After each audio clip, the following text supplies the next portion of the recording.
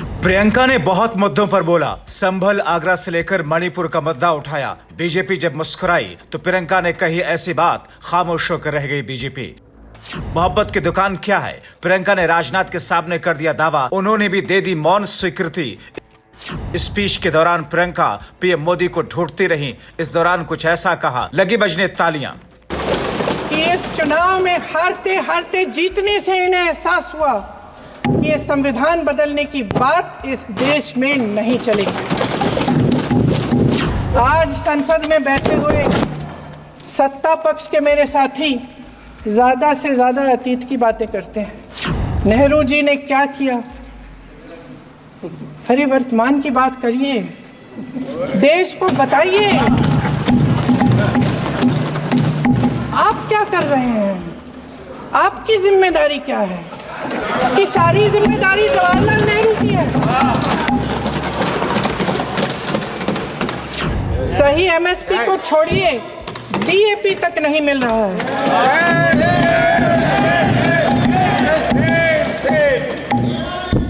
क्योंकि एक व्यक्ति के लिए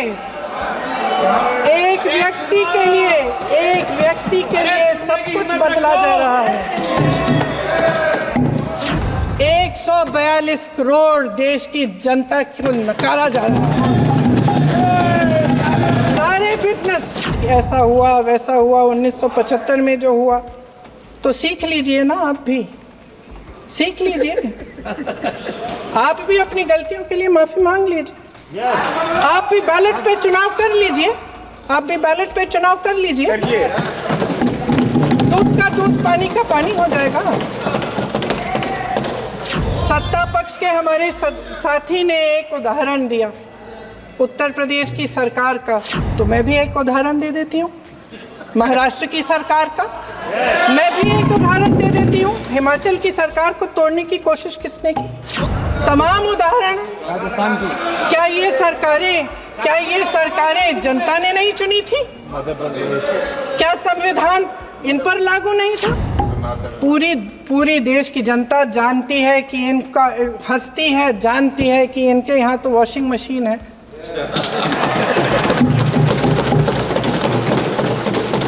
वायनाड में भारी भरकम जीत दर्ज करके संसद पहुंची प्रियंका गांधी का लोकसभा में पहला भाषण था। इस दौरान उनके भाई राहुल गांधी की खुशी देखते ही बन रही थी। लोकसभा स्पीकर ओम बिरला ने जैसे ही प्रियंका गांधी का नाम पुकारा, पास बैठे राहुल गदगद हो उठे। यही नहीं, स्पीच के दौरान भी राहुल बीच में प्रियंका गांधी की हौसला अफजाई करते दिखे। जब प्रियंका बोल रही थी तब भी राहुल बीच में उनका उत्साह बढ़ाने के लिए लगातार मेज थपथपा रहे थे। आपको बताएं कि प्रियंका गांधी पहली बार सांसद बनकर देश की संसद पहुंची। वैसे तो प्रियंका ने मोदी सरकार को अपने तरीके से घेरा, लेकिन जो बीजेपी के सांसदों, रक्षा मंत्री राजनाथ सिंह और प्रधानमंत्री नरेंद्र मोदी को जवाब दिया, उन पर सवाल किया, वो बेहद खास रहा। आप भी सुनिए। श्रीमती प्रियंका गांधी वाड्रा,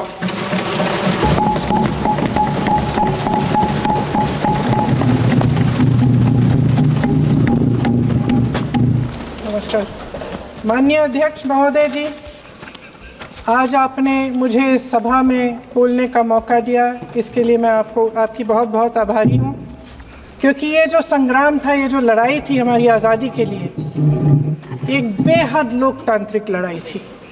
इसमें देश के किसान, देश के जवान, देश के मजदूर, देश के अधिवक्ता, देश के बुद्धिजीवी, चाहे किसी भी जाति के हों, चाहे किसी भी धर्म के हों, चाहे किसी भी भाषा को बोलते हों, सब इस स्वतंत्रता संग्राम में शामिल हुए।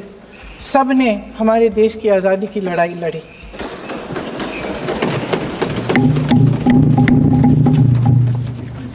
और उसी आज़ादी की लड़ाई से एक आवाज़ उभरी, जो हमारी देश की आवाज़ थी। वो आवाज़ ही आज हमारा संविधान है। साहस की आवाज़ थी, हमारी आज़ादी की आवाज़ थी, और उसी की गूंज ने हमारे संविधान को लिखा और बनाया। ये सिर्फ एक दस्तावेज नहीं है। बाबा साहेब अम्बेडकर, मौलाना आज़ाद जी, राजगोपालाचारी जी और जवाहरलाल नेहरू जी और उस समय के तमाम नेता, जैसे आपने कहा,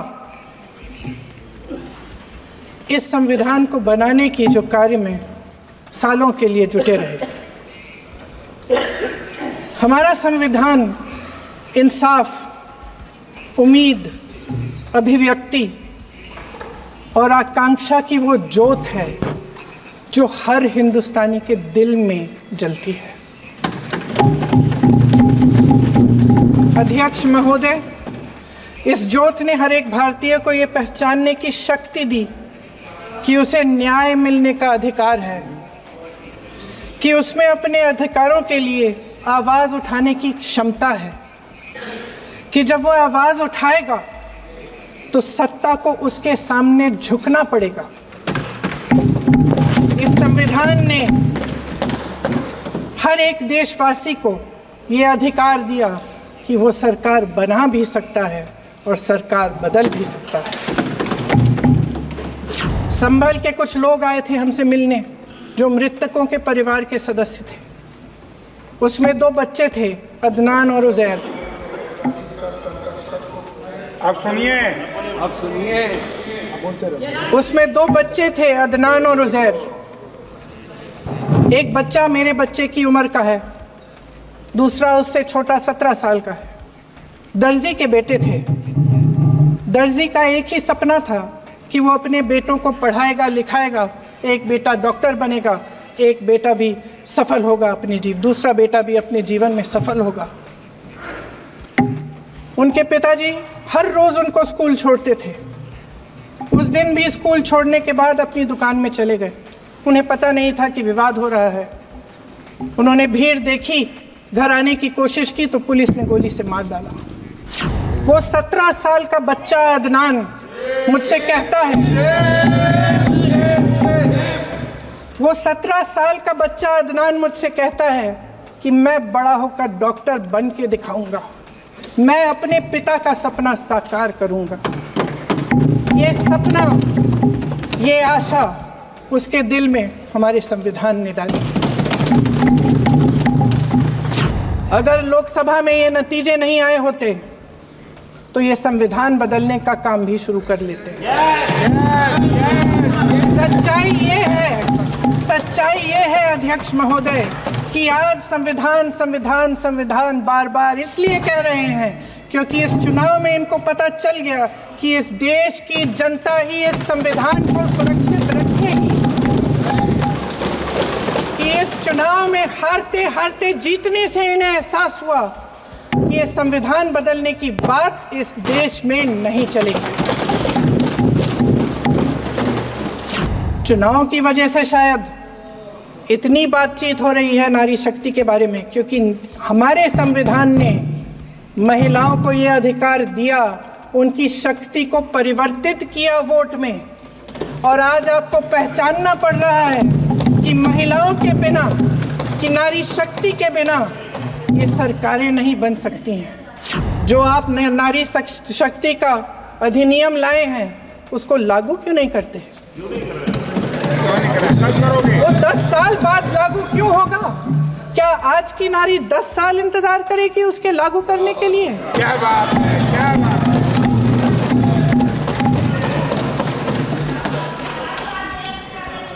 आज संसद में बैठे हुए सत्ता पक्ष के मेरे साथी ज्यादा से ज्यादा अतीत की बातें करते हैं।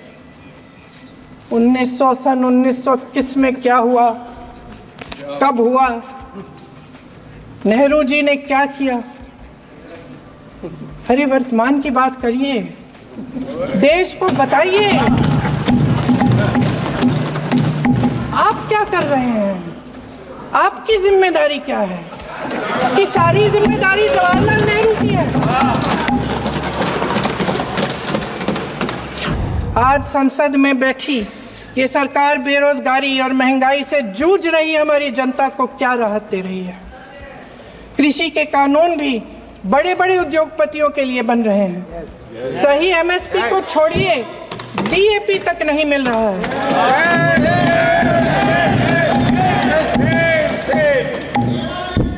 वायनाड से लेकर ललितपुर तक इस देश का किसान रो रहा है। आपदा आती है तो उसको कोई राहत नहीं मिलती। भगवान भरोसे है आज इस देश का किसान, उसको छोड़ दिया गया है। आपको बताएं कि केरला की जिस वायनाड सीट से प्रियंका गांधी जीत कर आई हैं, वो पहले राहुल गांधी के पास थी। राहुल गांधी ने 4 जून 2024 को आए लोकसभा नतीजों के बाद वायनाड सीट छोड़ दी। उन्हें यूपी की रायबरेली और केरला की वायनाड दोनों से जीत मिली थी, लेकिन राहुल ने रायबरेली से सांसद बने रहना उचित समझा। इसके बाद नतीजों के बाद प्रियंका गांधी को वायनाड की जनता ने लाखों वोटों से विजयी बनाया। प्रियंका राहुल की जगह इस चीज से चुनाव लड़ी थी और जीत कर आई थी। हिमाचल में जो सेब उगता था, उसके जो छोटे छोटे किसान हैं वह रो रहे हैं, क्योंकि एक व्यक्ति के लिए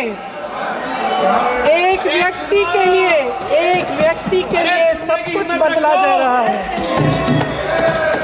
सुनने की हिम्मत रखो। मैं अध्यक्ष महोदय जी, अध्यक्ष महोदय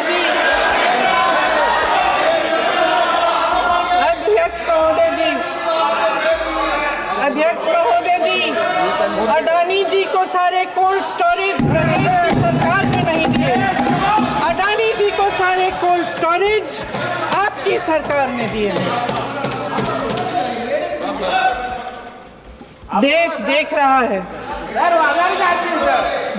देख रहा है कि एक व्यक्ति को बचाने के लिए 142 करोड़ देश की जनता को नकारा जा रहा है।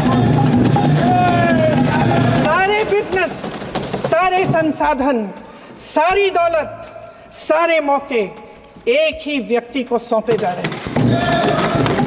सारे बंदरगाह, एयरपोर्ट्स, सड़कें, रेलवे का काम, कारखाने, खदाने, सरकारी कंपनियां सिर्फ एक व्यक्ति को दी जाए। जनता के मन में हमेशा ये विश्वास होता था कि अगर कुछ नहीं है तो संविधान हमारी सुरक्षा करेगा, मगर आज आम लोगों के बीच ये धारणा बनती चली जा रही है कि सरकार सिर्फ अडानी जी के मुनाफे के लिए चल रही है। देश में बहुत तेजी से गैर बराबरी बढ़ रही है। जो गरीब है वो और गरीब हो रहा है, जो अमीर है वो और अमीर हो रहा है। इस सरकार ने आर्थिक न्याय की भी सुरक्षा कवच तोड़ दिया है। राजनीतिक न्याय की जब बात होती है, मेरे सत्ता पक्ष के साथी आज खड़े हुए और तमाम गिनती करने लग गए कि ऐसा हुआ वैसा हुआ, 1975 में जो हुआ।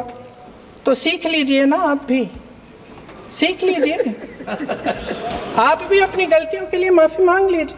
आप भी बैलेट पे चुनाव कर लीजिए। दूध का दूध, पानी का पानी हो जाएगा।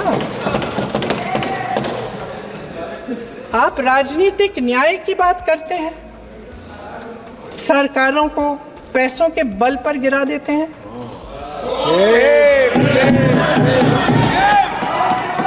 मेरा आग्रह है कि अपन संविधान में सकारात्मक बोले।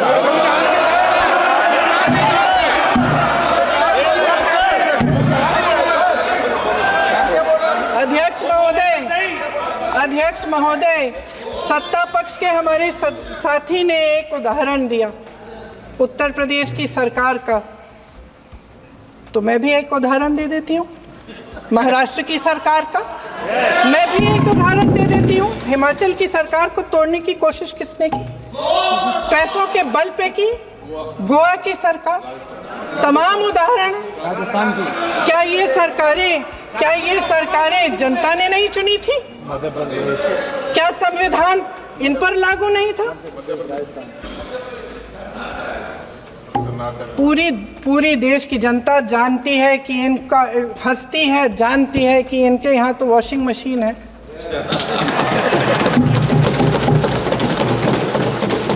जो यहाँ से वहाँ जाता है वो धुल जाता है। इस तरफ दाग, उस तरफ स्वच्छता। और मेरे कई ऐसे साथी हैं जो इस तरफ होते थे उस तरफ चले गए, मुझे दिख भी रहे हैं, वॉशिंग मशीन में शायद धुल गए हैं।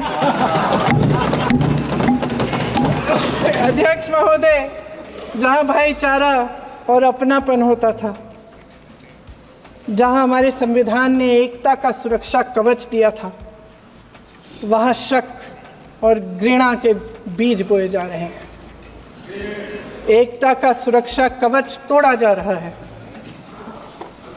प्रधानमंत्री जी यहाँ सदन में संविधान की किताब को यूं माथे से लगाते हैं, लेकिन संभल में, हाथरस में, मणिपुर में जब न्याय की गुहार आती है, उठती है, तो उनके माथे पे शिकन तक नहीं आता।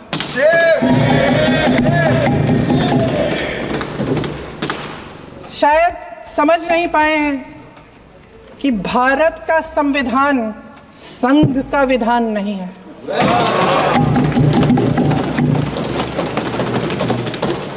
भारत के संविधान ने हमें एकता दी, हमें आपसी प्रेम दिया। उस मोहब्बत की दुकान जिस पर आपको हंसी आती है, उसके साथ करोड़ों देशवासी चले।